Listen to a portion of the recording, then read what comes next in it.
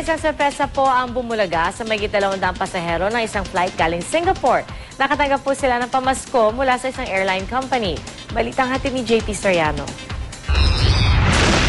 Ho to everyone! Merry Christmas! Sa pangunguna ni Santa Claus, maagang pumwesto ang mga empleyado ng isang airline company sa luggage arrival area dito sa Naiyawan.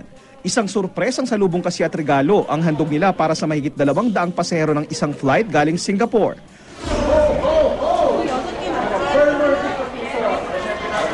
Ang hindi alam ng mga pasahero, hindi muna ang mga bagahe nila ang lalabas sa luggage conveyor. We have all sorts of gifts for everyone, and they are all going to be they're all personalized. Maya-maya, nag-Alas Santas Toy Factory ang luggage conveyor nang isa-isang maglabasan ang mga regalong may pangalan ng bawat pasahero. Ang mga pasahero gaya ng nurse na si Mary Jane, na sorpresa. Sabi nga nila, it's more fun in the Philippines.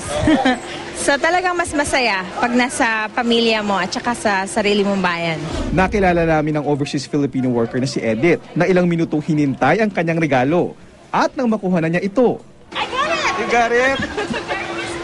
What is this? 7 years. This is the first time. Oh, that's so nice. So cool. Merry Christmas! Baka sa mukha ni Edith ang pagkasabik. Ito raw ang unang regalong natanggap niya sa loob ng 7 taong di nakauwi ng Pilipinas. Pero ang pinakamahalagang regalo na naghihintay raw sa kanya. To see my kids and to receive like this. That's it. Miss mo yung kids?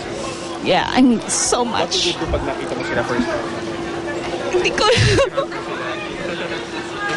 Thank you. Merry Christmas! Libo-libong balikbayan at OFWs nga ang naguwian sa Pilipinas para ipagdiwang dito ang okasyong tila na master na ng mga Pinoy para ipagdiwang na masaya kahit simple. Totoo raw na Christmas is more fun in the Philippines dahil maging ang mga foreigners gaya ng Australianong si Peter, piniling sa Pilipinas magpasko. It's always more fun in the Philippines. JP Soriano, GMA News.